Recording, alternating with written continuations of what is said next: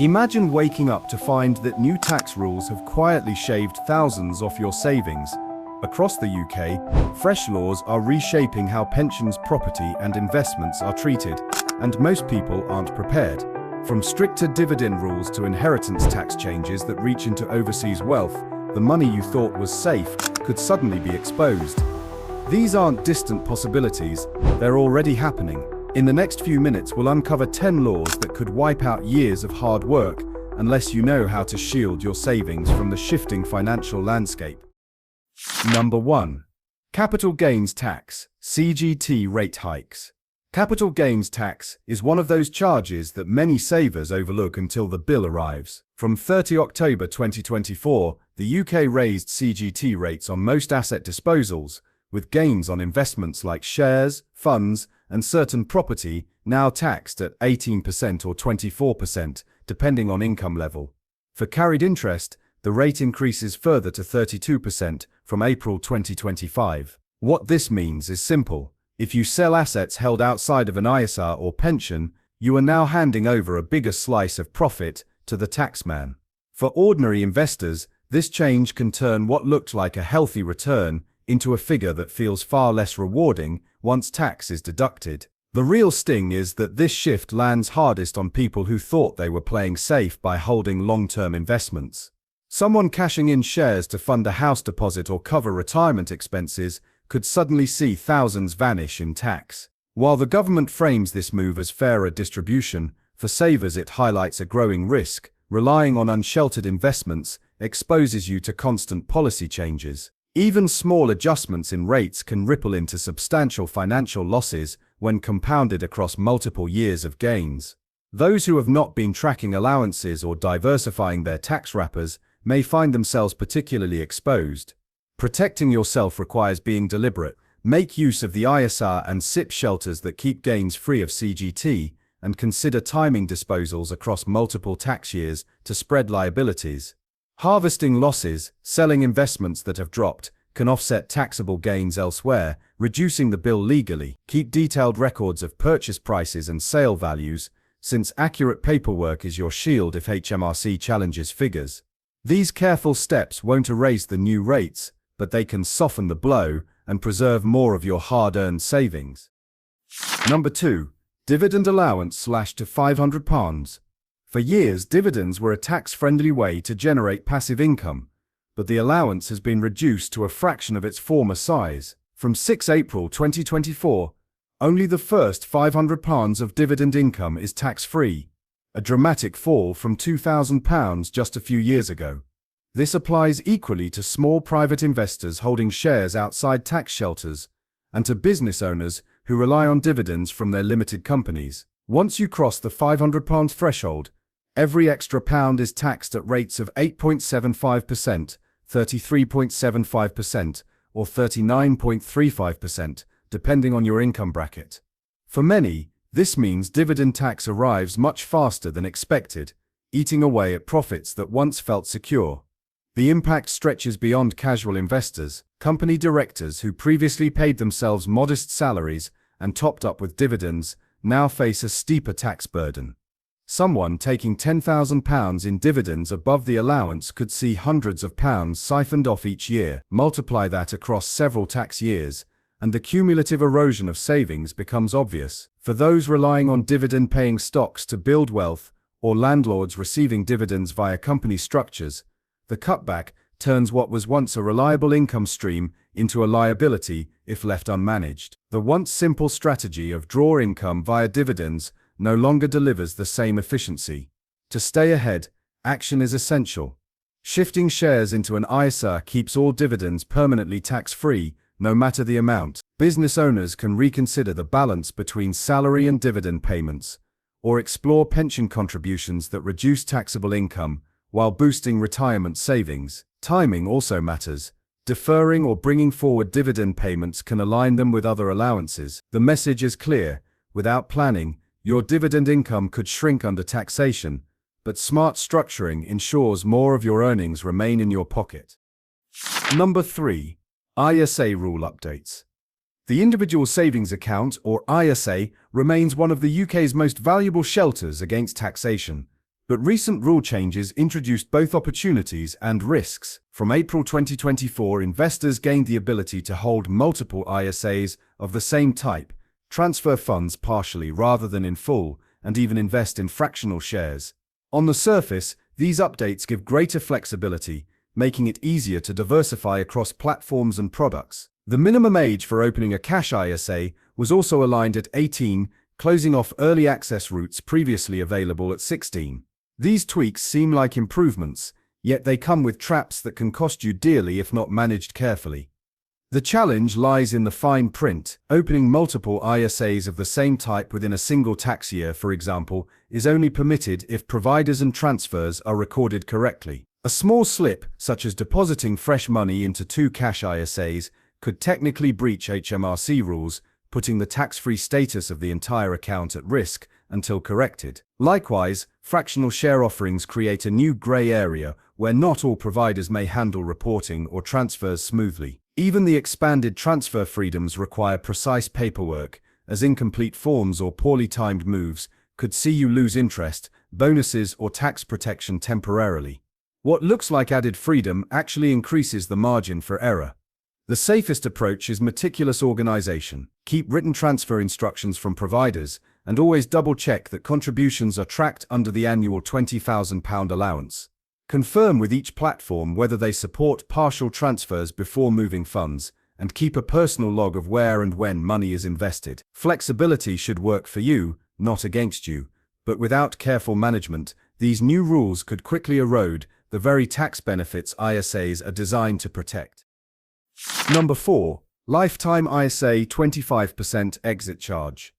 The Lifetime ISA was designed to help people save for either a first home or retirement, with the government offering a generous 25% bonus on contributions. On paper, this looks like free money, but there's a significant catch. If you withdraw funds for any purpose other than buying your first property, reaching age 60 or dealing with terminal illness, a 25% exit charge applies. This penalty doesn't just claw back the bonus, it actually dips into your original savings, meaning you lose more than you gained. For someone withdrawing £1,000, the penalty is £250, leaving you with only £750, even though you may have only received a £250 top-up in the first place. This rule creates a hidden risk for those who use a lifetime ISA as a general savings account. Emergencies happen. Job loss, medical expenses, or family crises can force people to dip into funds they thought were accessible. That's when the harsh reality of the exit charge bites. Instead of serving as a flexible safety net, the account becomes a locked vault with expensive penalties attached. Many savers underestimate this danger, only realizing the cost when circumstances force an unplanned withdrawal. As research from HMRC has shown, this penalty effectively discourages use of ISAs as anything beyond their intended scope. The best way to protect yourself is to separate goals. Use the lifetime ISA strictly for its intended purposes, first-time property purchase or long-term retirement funds. Keep 6 to 12 months of emergency savings in a standard cash ISA or easy access account, where withdrawals carry no penalty. By creating a buffer outside the lifetime ISA, you reduce the chance of triggering the costly charge. Used wisely, the account can be a powerful tool, but only when treated as a long-term commitment rather than an all-purpose savings pot. Number 5. Pensions. Lifetime allowance abolished, new caps arrive. For years, pension savers had to keep an eye on the lifetime allowance LLTA, which capped the total tax-efficient growth of their retirement funds. From April 2024, that allowance was officially abolished, but it didn't mean unlimited freedom. Instead, two new limits arrived: the lump sum allowance, LSA, typically set at £268,275, and the lump sum and death benefit allowance, LSDBA, usually capped at £1,073,100. These rules determine how much of your pension can be withdrawn as tax-free cash and how much your beneficiaries might inherit tax-efficiently. Exceeding these thresholds doesn't block withdrawals, but does convert the excess into taxable income, sometimes at rates far higher than expected. For savers approaching retirement, this change creates both opportunity and risk. On one hand, The removal of the LTA removes the fear of punitive 55% charges that haunted larger pension pots. On the other, the new allowances add complexity that many people may not fully understand. Take too much tax-free cash early, and you may use up your LSA, leaving later withdrawals fully taxable. Leave records incomplete, and HMRC may calculate figures conservatively, potentially shrinking the allowances available to you. For families hoping to pass on pensions tax efficiently, the LSDBA becomes a crucial number, since exceeding it can leave heirs facing unexpected income tax bills on what should have been their financial safety net. Managing this system requires careful tracking. Request a transitional tax-free amount certificate if you held significant pension benefits before April 2024, as this can preserve valuable allowances.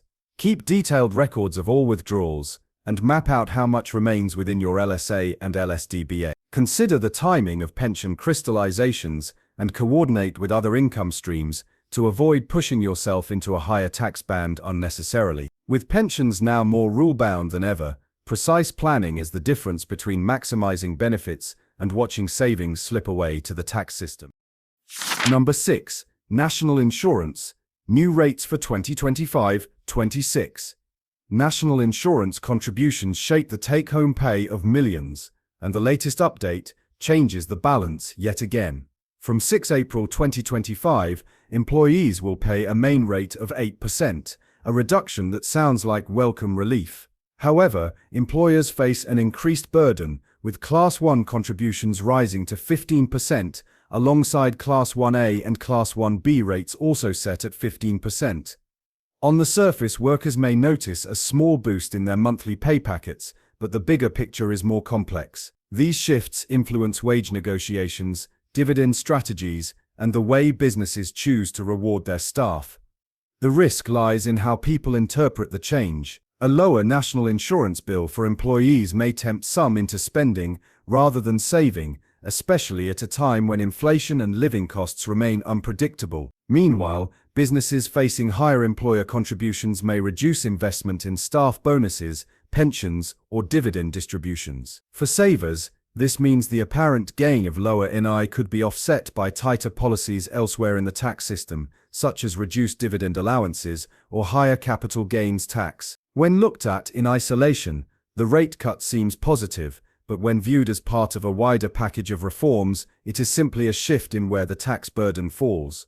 Smart savers should use the extra take-home pay strategically rather than casually. Channel any additional income into ISAs, pensions, or emergency funds, locking in benefits before other taxes erode them.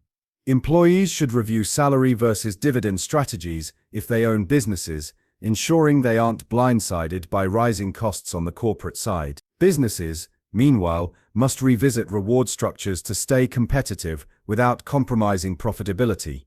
Understanding the ripple effects of these new NI rates ensures that any benefit translates into real financial progress rather than being swallowed by hidden costs elsewhere.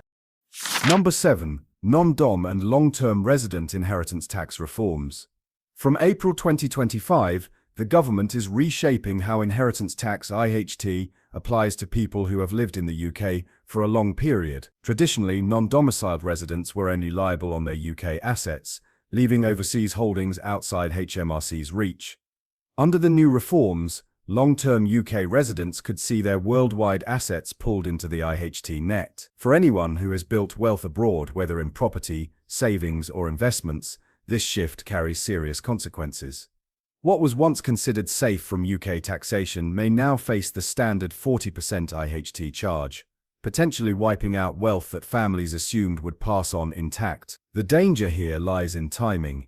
Many families have spent decades diversifying assets across different jurisdictions, using overseas property or business holdings as a hedge. With this reform, residency duration becomes the key factor in determining exposure, not just where the asset is located. That means someone who has lived in the UK for many years could unexpectedly find their entire estate subject to IHT. Without preparation, heirs may be forced to liquidate valuable assets quickly to meet tax bills, creating financial and emotional strain during what is already a difficult time. For globally mobile professionals or entrepreneurs, the rules are especially disruptive, as personal and business wealth often straddle borders. Preparation is essential to reduce exposure. Reviewing domicile and residency history should be a priority, as should seeking clarity on transitional provisions that may apply during the shift. Families can explore strategies such as lifetime gifting, using life insurance to cover potential liabilities, or restructuring how assets are held. While the reforms aim to tighten fairness in the system, for individuals the lesson is clear. Assumptions about offshore protection no longer hold. Proactive planning today could prevent painful financial surprises tomorrow. Number 8. FSCS Deposit Protection. Change on the horizon.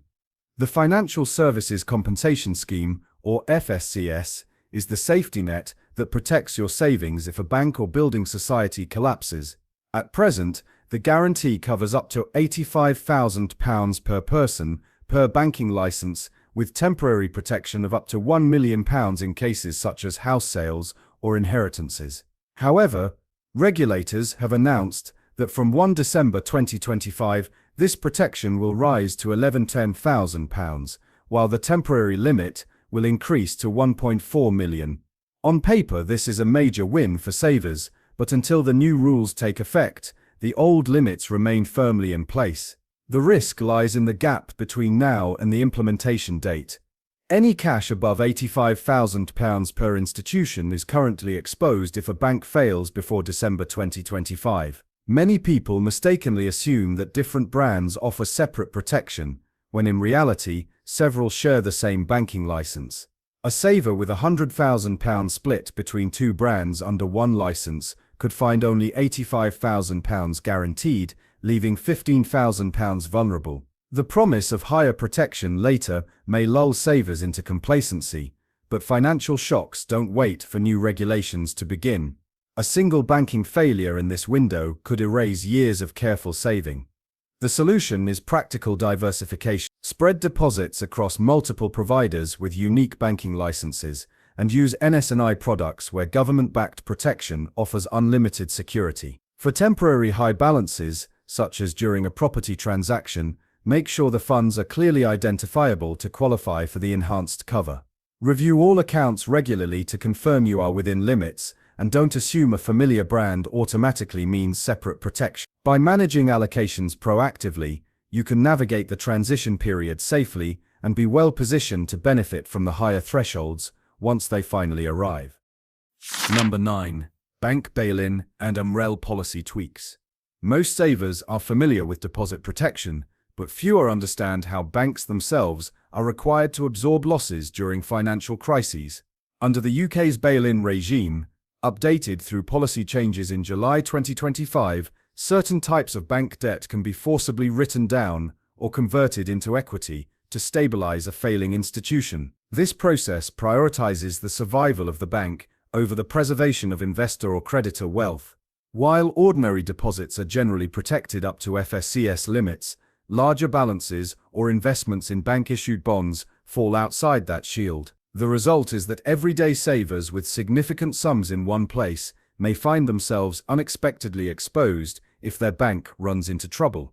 The key concern is how quickly this mechanism can unfold. In a bail-in, authorities act decisively to prevent systemic collapse, meaning account holders may have little warning before losses are crystallized. Investors chasing high-yield returns through subordinated bank debt or similar products face the greatest risk, as these instruments are designed to absorb shocks first.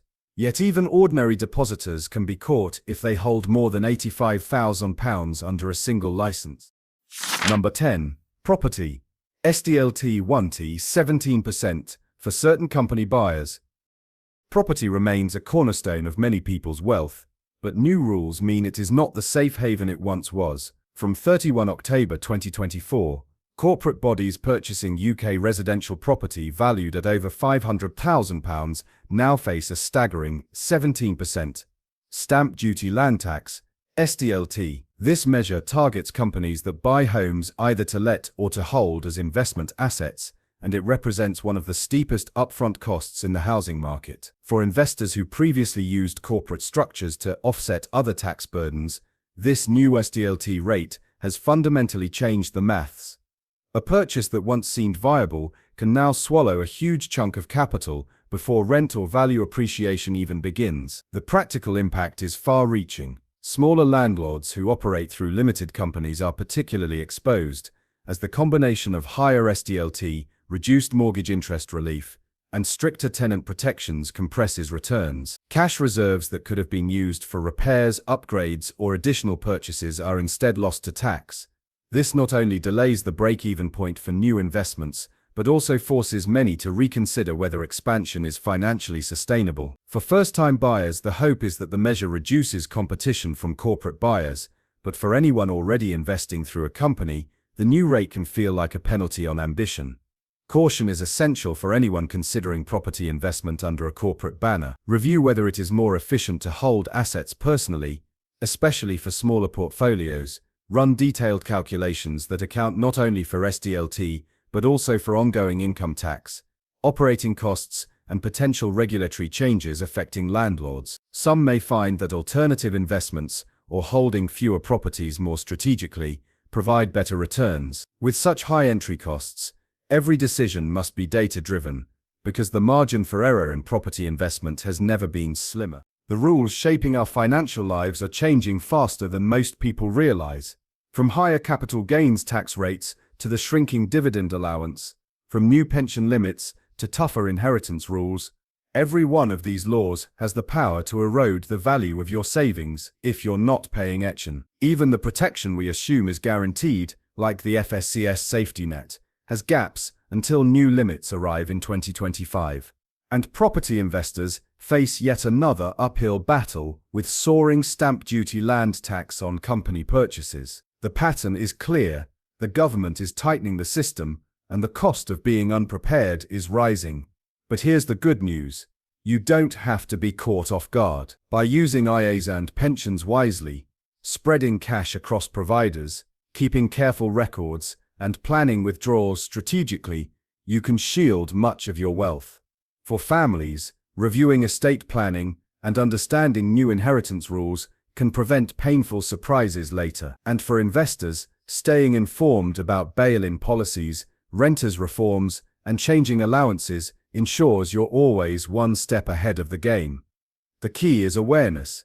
Every law we've covered today is already live or about to take effect, which means the time to act is now. Small changes in how you save, invest, or structure income can make the difference between watching wealth drain away and preserving it for the future. Stay alert, stay proactive, and make sure your savings work for you, not for the taxman.